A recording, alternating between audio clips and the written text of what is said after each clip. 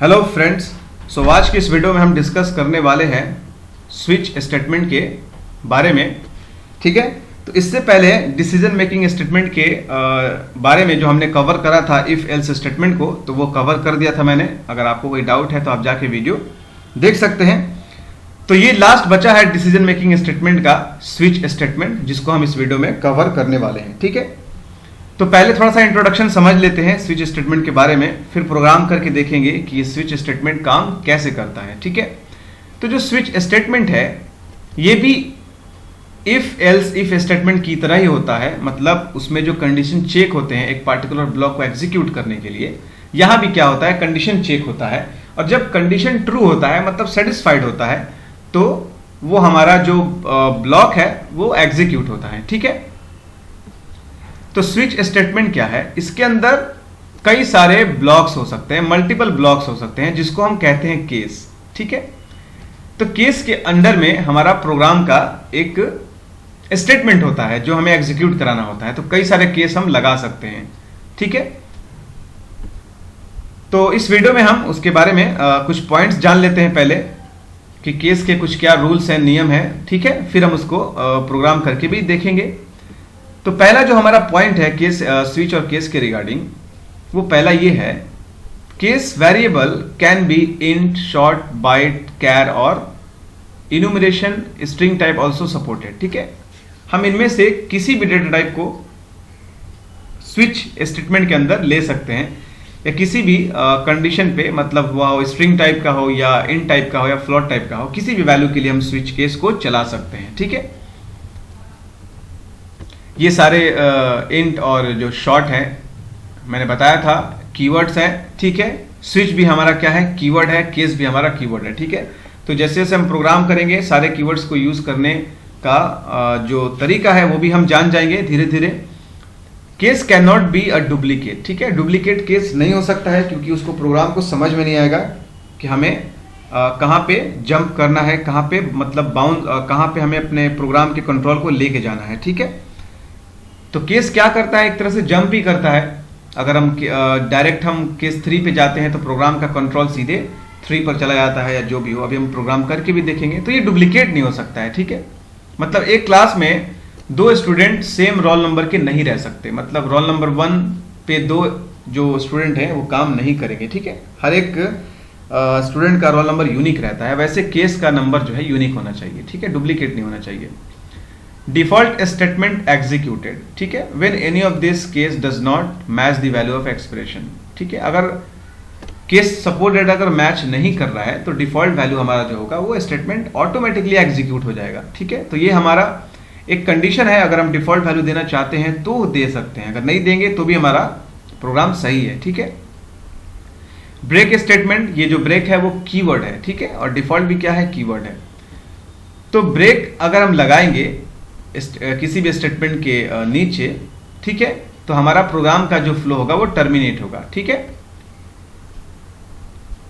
नहीं तो फिर हमारा प्रोग्राम क्या होगा, आगे केस में मतलब फ्लो करके आगे चला जाएगा। ठीक है, तो ये कुछ पॉइंट्स हैं जो हमें नोट रखने हैं माइंड में। तो अब हम प्रोग्राम करके देख लेते हैं स्विच और केस कैसे वर्क करता है। ठीक है, तो मैंने यहाँ पे कुछ प्रोग्राम्स बनाए हैं। ठीक है, मैं आपको समझा दे रहा हूं। ये मैंने बनाया है क्लास जिसका नाम है D4। ठीक है, क्लास के अंदर मैंने बनाया है इंट नाम का मैंने एक डेटा टाइप लिया है। उसका जो वेरिएबल है वो उसका नाम num है, और इस वेरिएबल में मैंने वैल्यू असाइन करा है 3। ठीक है, फिर मैंने बनाया है एक मेथड जिसका नाम है डिस्प, और मेथड के ब्लॉक के अंदर मैंने क्या किया है, स्विच के ब्लॉक को मैंने बनाया है। ठीक है, तो ये हमारा है स्विच, जो कि एक कीवर्ड है, और स्विच के अंदर मैंने नम नाम के वेरिएबल को पास कर दिया है, जो कि एक वैल्यू कंटेन रखता है। और ये हमारा ब्लॉक है स्विच का, यहां से यहां तक। ठीक है, और ये हमारे है केस 1। ठीक है, केस हमारा क्या है, यहां पर कीवर्ड है, तो केस 1, केस 2 और केस 3। ठीक है, ये 3 हमारे प्रोग्राम के स्टेटमेंट है, डिफरेंट है, मतलब ब्लॉक ऑफ कह सकते हैं केस। ठीक है, तो जब भी हमारा क्या होगा, नम की वैल्यू मैच करेगी 3 से, तो हमारा प्रोग्राम जंप करेगा।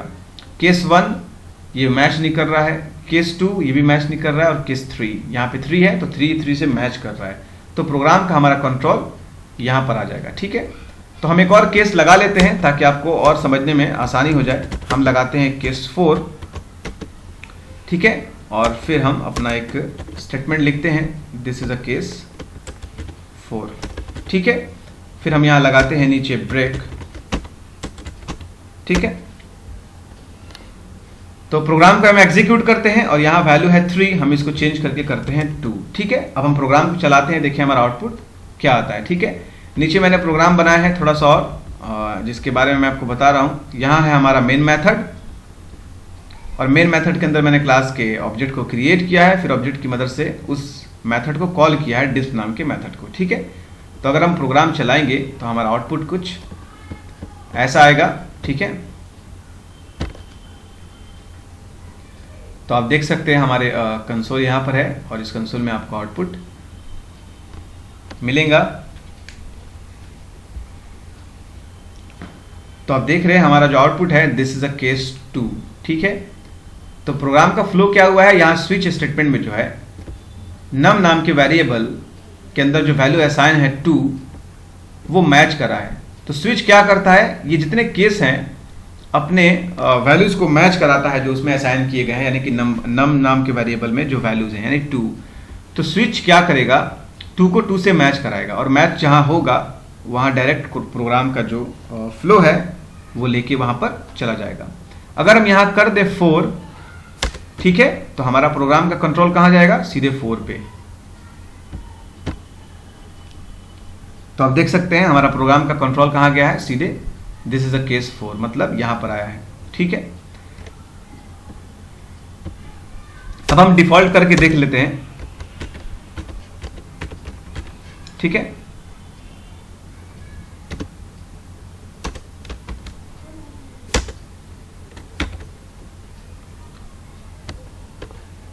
लिखेंगे दिस इज डिफॉल्ट, ठीक है, और हम प्रोग्राम को चलाएंगे।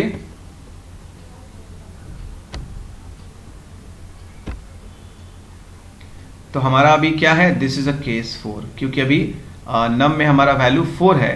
तो हमें क्या करना होगा, हम वैल्यू को चेंज कर देंगे, हम वैल्यू को करेंगे 6। तो 6 यहां पर कोई भी केस नहीं है, आप देख सकते हैं, ठीक है, सिर्फ 4 तक ही केस है। तो ऐसे केस में क्या होगा, जब हमारा कंडीशन सेटिस्फाइड नहीं होगा तो हमारा क्या चलेगा, डिफॉल्ट। आप देख रहे हैं यहां पर हमारा जो है डिफॉल्ट चलेगा, ठीक है। तो डिफॉल्ट वाला भी मैंने यूज कर लिया इसी प्रोग्राम में। अब क्या करेंगे, हम ब्रेक स्टेटमेंट को हटा के देखते हैं, ठीक है।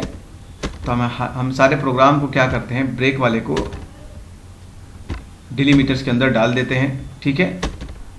ये हो गया, और ये हमारा पार्ट ऑफ प्रोग्राम नहीं है ब्रेक। अब ये कहाँ जाएगा कंट्रोल, हम यहाँ चेंज करके 2 करते हैं। तो केस हमारा अभी 2 है, ठीक है। यहाँ देख सकते हैं 2, 3, 4 और डिफॉल्ट सारा का सारा एग्जीक्यूट हुआ है।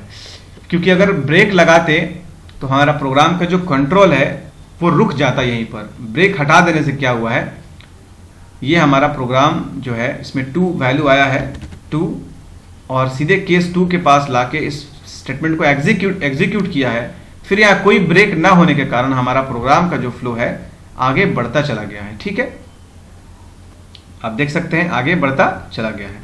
अगर हम बीच में कहीं ब्रेक लगा देते हैं तब क्या होता है, तो आप देख सकते हैं जहां मैंने ब्रेक लगाया है वहां हमारे प्रोग्राम का फ्लो रुक गया है, ठीक है। तो ब्रेक से ये फायदा है कि प्रोग्राम के फ्लो को उससे रोका जा सकता है, ठीक है। तो ओवरऑल स्विच और केस का जो काम है यही है। हम चाहें तो 1, 2, 3, 4, 5, 6, 7, 8, 9, 10 जितना चाहे केस लगा सकते हैं। It's depend on what types of code हमें लिखने हैं, ठीक है। जैसा हमें कोड डेवलप करने हैं, what types of code we have to develop, तो उस हिसाब से हम स्विच और केस को यूज करते हैं। ये भी इफ एल्स की तरह ही है, कंडीशन को मैच कराता है। अगर ट्रू होता है तो फिर वो ब्लॉक ऑफ कोड एग्जीक्यूट होता है। तो उम्मीद करते हैं आपको इसमें कोई क्वेश्चन नहीं होगा। अगर आपको कोई डाउट है तो आप मुझे क्वेश्चन कर सकते हैं, ठीक है।